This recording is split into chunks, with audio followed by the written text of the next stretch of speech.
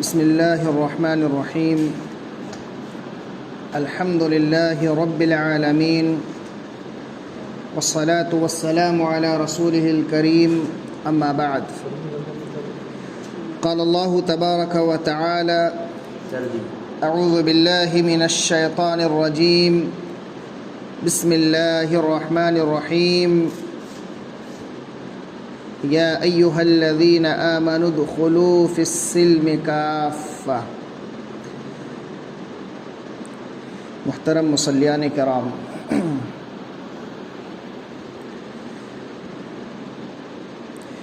نواقض اسلام کے تعلق سے باتیں چل رہی تھی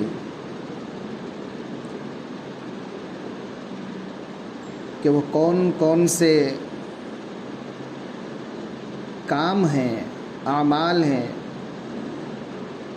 جن کے کرنے کی وجہ سے ایک انسان اسلام سے خارج ہو جاتا ہے، ایک انسان اسلام سے نکل جاتا ہے۔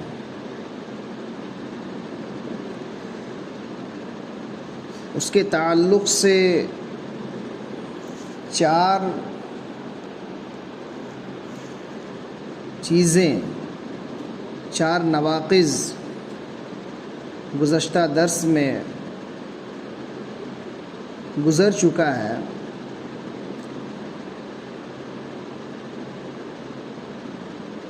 اگلے جتنے بھی نواقض ہیں انشاءاللہ آج کے درس میں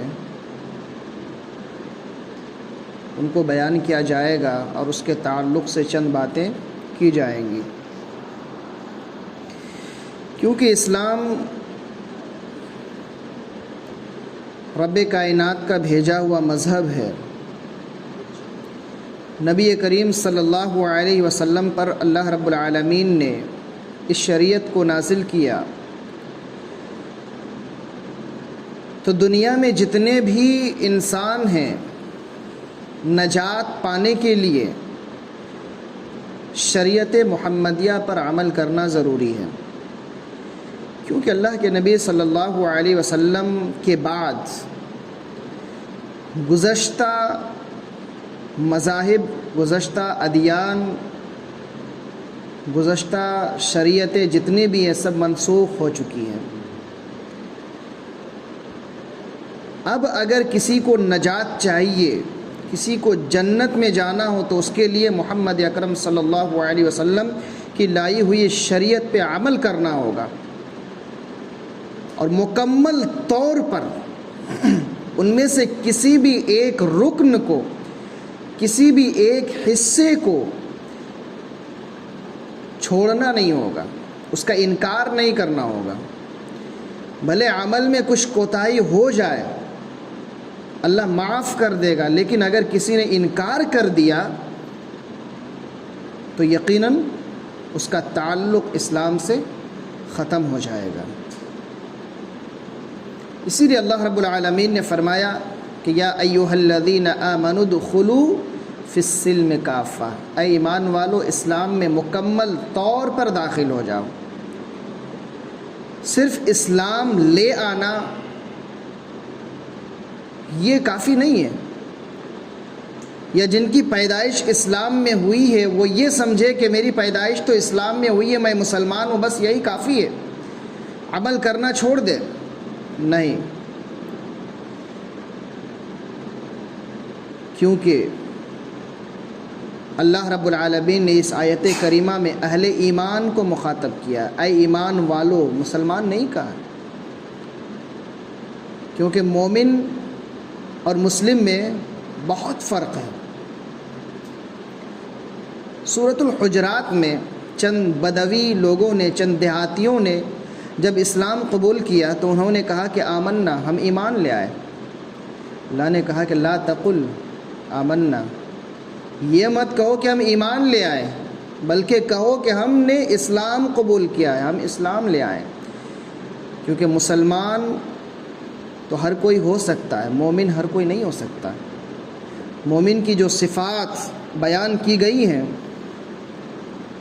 وہ صفات ہر مسلمان کے اندر نہیں پائی جاتی ہے، کیونکہ مسلمان زنا بھی کرتا ہے، مسلمان سود بھی کھاتا ہے، مسلمان جھوٹ بھی بولتا ہے، مسلمان چوری بھی کرتا ہے، مسلمان بدکاری بھی کرتا ہے، مسلمان دھوکہ دھڑی بھی کرتا ہے، لیکن ایک مومن نہیں کرتا ہے۔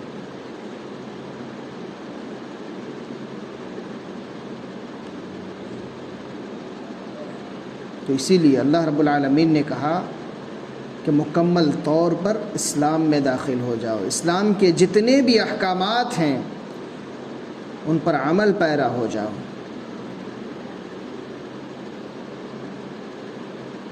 تو اگلا جو چوتھا نواقض اسلام میں سے پانچواں، چار ہو گیا تھا، پانچویں جو قسم ہے وہ ہے نبی کریم صلی اللہ علیہ وسلم کی لائی ہوئی شریعت کے کسی بھی جز اور حصے کو برا سمجھنے والا کافر ہے، کیونکہ اللہ کے نبی صلی اللہ علیہ وسلم پر جو شریعت نازل کی گئی وہ کبھی بھی بری نہیں ہو سکتی ہے، نہ تو اس کا کوئی جز کوئی حصہ برا ہو سکتا ہے۔ لیکن افسوس کا یہ مقام ہے کہ کتنے ایسے مسلمان ہیں جو اسلام کے بے شمار چیزوں کو برا سمجھتے ہیں۔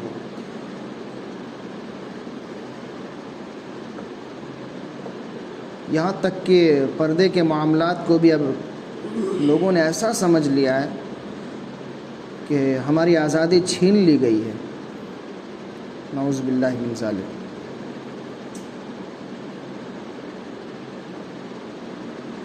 تو ایک ایک چیز پہ اگر بحث کی جائے تو یقیناً کافی وقت گزر جائے گا، کیونکہ اللہ رب العالمین نے ہمارے لیے وہی چیز نازل کیا ہے جو ہمارے لیے فائدہ ہو، جو ہمارے لیے آسان ہو، اور یقیناً دین کو اللہ رب العالمین نے آسان بنایا، مشکل نہیں بنایا۔ اگر ایک انسان مذہب اسلام پر عمل کرنا شروع کر دے تو یقیناً اس کے لیے کوئی چیز مشکل نہ ہوگی، لیکن ایک انسان اگر اس کا عمل یہ ہو کہ کبھی نماز تک نہ پڑھتا ہو، صرف جمعے کی نماز پڑھتا ہو، جمعے کی نماز میں اگر قرأت لمبی بھی ہو جائے تو پورا ہفتہ تو غائب، ایک دن وہ بھی جمعے کے دن آیا ہے، نماز تھوڑی سی لمبی ہو گئی، 6ویں گوئیاں شروع۔ لیکن جو مسلسل پڑھنے والا ہے اس کو سکون ملے گا۔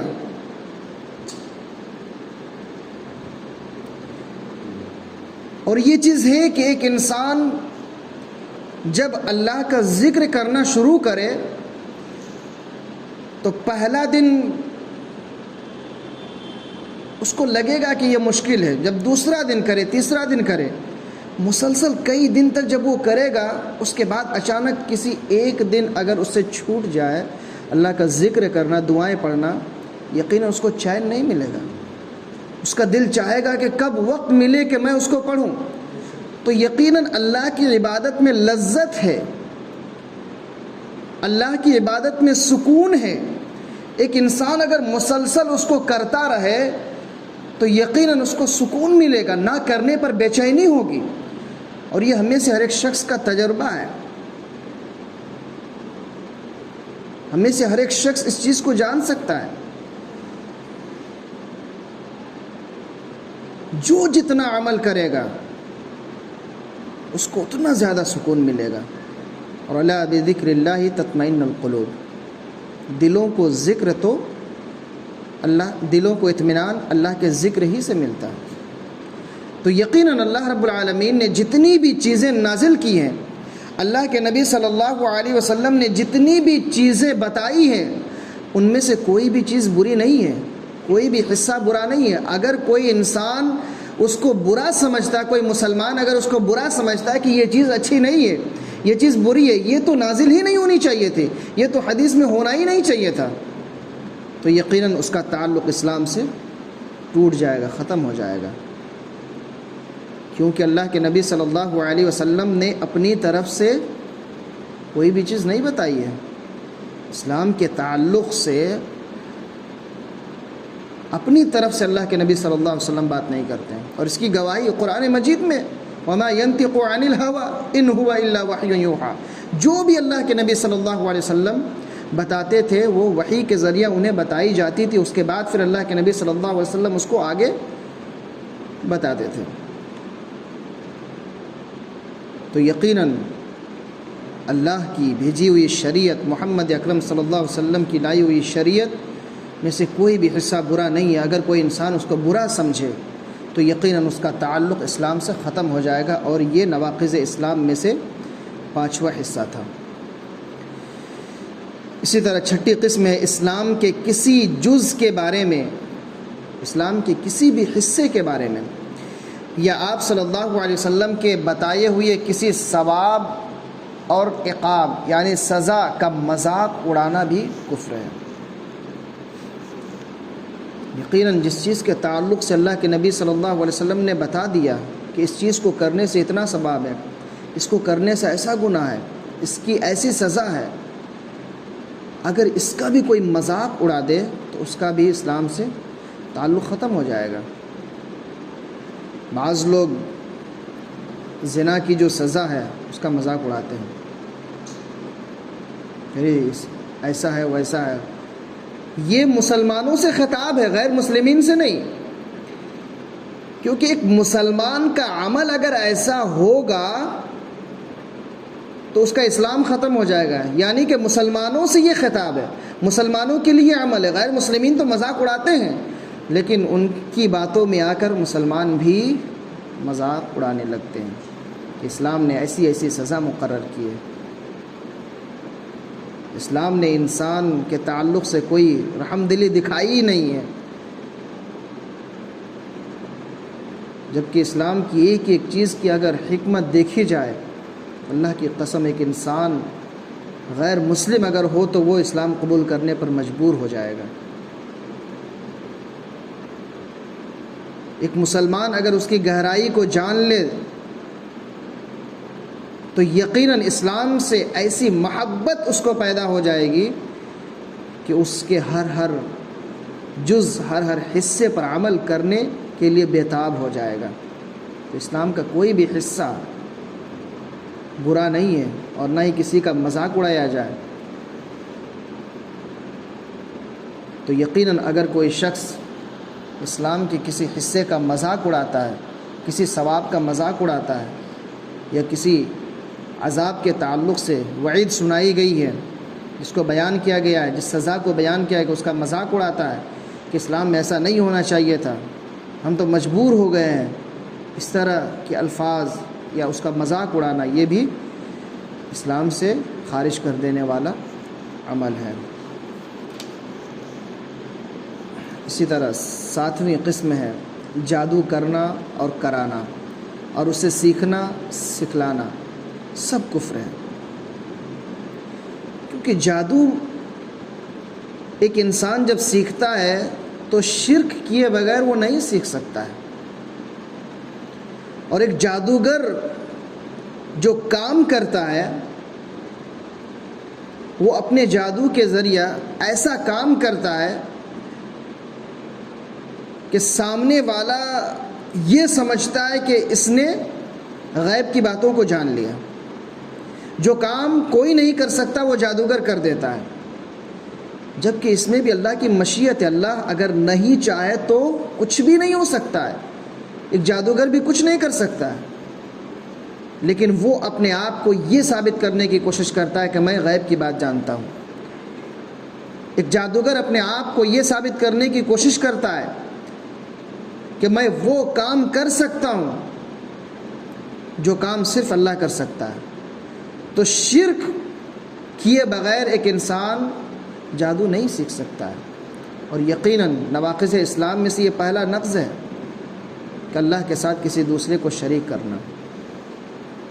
یقیناً یہ بھی بہت طویل، بہت لمبا موضوع ہے، مختصراً جان لیں کہ جادو بھی ایسا عمل ہے، جادو کرنا، کرانا، سیکھنا، سکھانا، سب ایسا عمل ہے کہ ایک انسان کو اسلام سے خارج کر دیتا ہے۔ لیکن ایک انسان اگر ایسا عمل کر بیٹھے، پھر اس کو احساس ہو جائے، توبہ کر لے، تو اس کی توبہ قبول ہو جائے گی۔ اور کتنے ایسے لوگ ہیں جن کو احساس ہو جانے کے بعد انہوں نے توبہ کیا۔ ایک شخص ہے، غالباً ہم آج پڑھ رہے تھے تو بشیر نام کر کے کہیں کہ پاکستان کے غالباً، وہ بتاتے ہیں کہ میں نے جادو سیکھا ہے، لیکن اس کے بعد جب مجھے احساس ہوا تو اتنی شرمندگی ہوئی، میں نے اللہ سے ایسی معافی مانگی، اتنا رو رو کر معافی مانگی کہ الحمدللہ جادو سے آج ہمارا کوئی تعلق نہیں ہے۔ پھر وہ بتاتے ہیں کہ جب بھی کوئی انسان جادو سیکھتا ہے تو سب سے پہلے اس کو غلاظت کھانی پڑتی ہے، گندگی، پخانہ کھائے بغیر وہ نہیں سیکھ سکتا ہے۔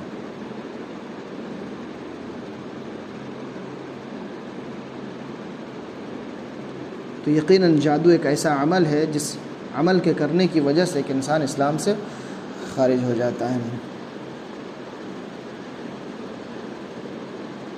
8ویں قسم ہے اہل اسلام کے خلاف مشرکین و کفار کی مدد اور تعاون کرنے والا کافر و مرتد ہے۔ یعنی اسلام کے خلاف کوئی بھی شخص اگر سازش رچ رہا ہو، اسلام کے خلاف اگر کوئی شخص ایسا عمل کر رہا ہو کہ اسلام اور مسلمانوں کو نقصان پہنچایا جائے، ایسی حالت میں اس کا تعاون کرنا، اس کی مدد کرنا، یہ بھی اسلام سے خارج کر دینے والا عمل ہے۔ لیکن ہاں کسی مصلحت کے تحت، جیسا کہ اس دن یہ بحث چھڑی تھی قادیانیوں کے تعلق سے کہ ان کے تعلق سے درس دینا یا خطبوں میں بیان کرنا روک دیا گیا ہے، تو یہ ایک مصلحت کے تحت ہے۔ ایک انسان ایسی جگہ ہے، مثال کے طور پر کفار و مشرکین کے تعلق سے، جیسا کہ ابھی ہم لوگ ہندوستان میں ہیں اور گائے کے گوشت کے حلال ہونے میں یہ کوئی شک و شبہ نہیں ہے، قرآن سے بھی ثابت ہے، حدیث سے بھی ثابت ہے۔ لیکن اگر جگہ ایسی ہو جہاں غیر مسلمین زیادہ تر ہیں یا کم ہی ہوں، لیکن ان کے سامنے یہ علی الاعلان اس کے حلال ہونے، اس کے کھانے، اس کے تعلق سے بیان کرنا، یہ درست نہیں ہے، کیونکہ ان کو ٹھیس پہنچے گا اور چھوٹی سی باتوں کی وجہ سے بہت بڑا فتنہ پیدا ہو سکتا ہے، جس کی وجہ سے ہندوستان میں ایسی جگہ جہاں اس پہ پابندی لگائی گئی ہے، کیونکہ یہ اسلامی کنٹری نہیں ہے، اسلامی ملک نہیں ہے، تو کچھ مصلحت کے تحت کسی چیز سے روک دیا گیا ہے۔ لیکن پیچھے ایک قسم بیان کی گئی ہے کہ اس کے تعلق سے یہ عقیدہ رکھنا کہ وہ صحیح ہے، یہ اسلام سے خارج کر دینے والا عمل ہے۔ تو کسی مصلحت کے تحت اگر روک دیا جائے تو وہ اسلام سے خارج کر دینے والا عمل نہیں ہے، لیکن ان کے عقیدے کو اچھا سمجھنا یہ اسلام سے خارج کر دینے والا عمل ہے۔ تو یقیناً کسی بھی کفار اور مشرکین کا تعاون ایسی حالت میں کرنا کہ وہ اسلام کے خلاف سازش رچ رہا ہو، تو وہ ایسا عمل ہے جو اسلام سے خارج کر دینے والا۔ ایسی حالت میں ہم ان کی مدد نہیں کر سکتے ہیں۔ لیکن اگر کوئی کافر ہے، کوئی مشرک ہے، ضرورت مند ہے، بیمار ہے، ہم ان کی مدد کر سکتے ہیں۔ گھر کے سامنے پڑوسی ہے، پڑوسی مسلم ہو غیر مسلم ہو، پڑوسی کا جو حقوق ہے اس کو ہم ادا کر سکتے ہیں، کیونکہ وہ اسلام کے خلاف سازش نہیں رچ رہا ہے۔ ہم مالی تعاون کر سکتے ہیں تاکہ وہ اپنی بیماری کا علاج کرا سکے، بھوکے پیاسے ہے وہ کچھ کھا سکے، پی سکے۔ اپنی زکوٰۃ سے غیر مسلموں کو دے سکتے؟ زکوٰۃ غیر مسلمین کے لیے نہیں ہے، نہیں، زکوٰۃ غیر مسلمین کے لیے نہیں ہے۔ زکوٰۃ غیر مسلمین میں سے ان لوگوں کے لیے جن کا دل اسلام کی طرف مائل ہو رہا ہو۔ جو اسلام آ سکتے۔ ایک قسم یہ بھی ہے تالیف قلب کے لیے، یعنی دل جن کا اسلام کی طرف مائل ہو تو زکوٰۃ کے مال میں سے ان کو مدد کریں تاکہ اسلام سے محبت پیدا ہو جائے اور وہ اسلام قبول کر لیں۔ اس میں شرط ہے کہ جن کا دل اسلام کی طرف مائل ہو رہا ہو تو انہی کو ہم زکوٰۃ کے مال میں سے مدد کر سکتے ہیں، اسی کو کہتے ہیں تالیف قلب۔ اسی پر ریپیٹ کیجیے گا نا۔ ہاں انشاءاللہ اگلے درس میں درسوں کو ریپیٹ ٹھیک ہے انشاءاللہ۔ تو یہ نواقض اسلام میں سے 8 قسمیں ہیں، 10 قسمیں اس میں بیان کی گئی، انشاءاللہ 2 کے تعلق سے نیکسٹ ویک انشاءاللہ بیان کیا جائے گا۔ تو اللہ رب العالمین سے دعا ہے کہ العالمین جتنے بھی نواقض اسلام ہیں ان تمام نواقض سے ہمیں محفوظ رکھنا۔ اے رب العالمین اسلام میں مکمل طور پر ہمیں داخل کر دینا۔ اے اللہ اسلام کے تمام ارکان، تمام جز، تمام حصے پر ہمیں عمل کرنے کی توفیق عطا فرمانا۔ اے رب العالمین تمام چیزوں کو برضا اور خوشی خوشی ہمیں قبول کرنے کی توفیق عطا فرمانا۔ آمین تقبل یا رب العالمین۔ سبحانک اللہم و بحمدک، اشہد ان لا الہ الا انت، استغفرک و اتوب الیک۔ السلام علیکم و رحمۃ اللہ وبرکاتہ۔